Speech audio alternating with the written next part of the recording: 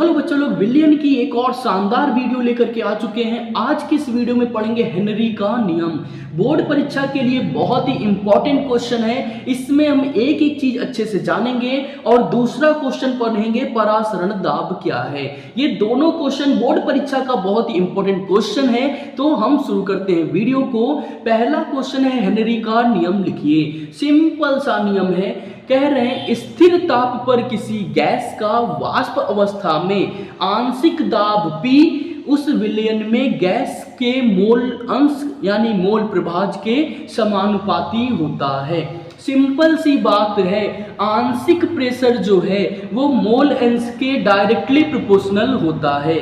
जितने भी बच्चों को डायरेक्टली प्रोपोर्शनल यानी समानुपाती और इनवर्सली प्रोपोर्शनल यानी कि व्युत्क्रमानुपाती नहीं पता है, डिस्क्रिप्शन बॉक्स में वीडियो लिंक है, जाइए डिटेल में देखिए। हम बढ़ते हैं आगे। अब यहाँ पे हमें पता चल गया हेनरी के नियम से कि आंशिक दाब डायरेक्टली प्रोपोर्शनल होगा x के। जब इस साइन को हटाते हैं तो बराबर लगा के एक कांस्टेंट टर्म यूज करते हैं। तो यहाँ पे KH as a constant use किया गया है, जो कि हेनरी का ये नियम है। तो KH को हेनरी स्थिरांक यानी हेनरी कांस्टेंट कहेंगे और x आपको पता है कि मोल अंश को प्रदर्शित कर रहा है। तो ये हो गया इनका सूत्र। बात करें, यदि हम गैस के मोल अंश को उसकी विलेयता माने तो हेनरी के नियमानुसार स्थिर ताप पर किसी गैस की द्रव में विलेयता गैस के आंशिक दाब के समानुपाती होती है।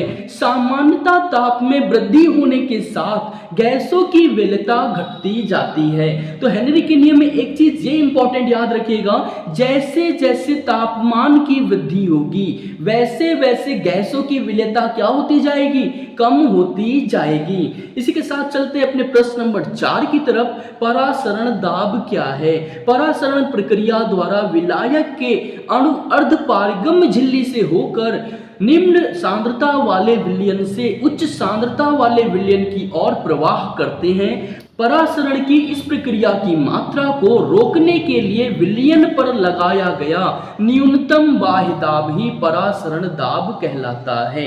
तो सिंपल सा मैं अगर आपको समझाऊं, यहाँ पे परासरण दाब है ना, तो परा मतलब क्या है, बाहरी, और दाब का मतलब है प्रेशर। जब कोई भी एक्सटर्नल प्रेशर हम अप्लाई करेंगे तब ही वहां पे हम उसको क्या कहेंगे, परासरण दाब कहेंगे।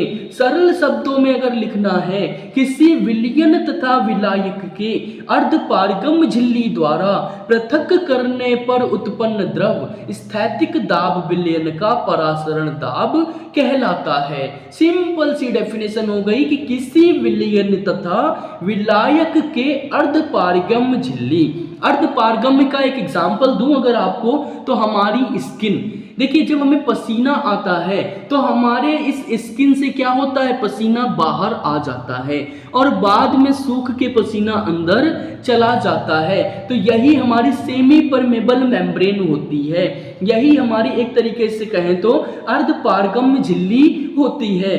तो इस पे पृथक करने से जो द्रव स्थैतिक दाब उत्पन्न होगा विलयन का, वही परासरण दाब कहलाएगा। तो बोर्ड परीक्षा का विलयन यानी सॉल्यूशन चैप्टर का बहुत ही इंपॉर्टेंट क्वेश्चन हमने कंप्लीट कर लिया है। 1 से 2 नंबर में ये क्वेश्चन और 1 नंबर में ये क्वेश्चन आपका पूछा जाएगा। सेम टू सेम आपको लिख देना है। मिलते हैं अगली वीडियो में, जिसमें हम पढ़ने वाले हैं परासरण तथा विसरण दाब में अंतर। जो लोग चैनल पे पहली बार वीडियो देख रहे थे, चैनल को सब्सक्राइब करें, वीडियो को लाइक करें। ऐसी और भी वीडियोस के लिए, बोर्ड परीक्षा की संपूर्ण तैयारी के लिए हमारे साथ जुड़े और साथ ही साथ में एक एक चीज कवर करते चलें।